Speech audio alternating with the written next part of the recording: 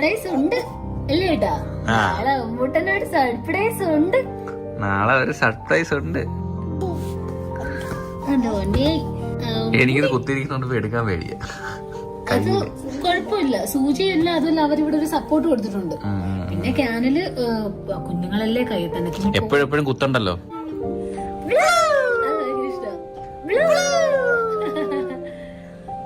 ടാറ്റാ, നമ്മള് പിന്നെ വിടാൻ വേണ്ടി. കപ്പയുണ്ട് ഗൈസ്, ചോറുണ്ട്, സാമ്പാർ, അവിയല് ആൻഡ് തോരൻ. ഇത് പേഷ്യൻ ഫുഡാണ്. പക്ഷെ ഉണ്ട് ഇതിനോട് തൈരും ഉണ്ട് കേട്ടോ.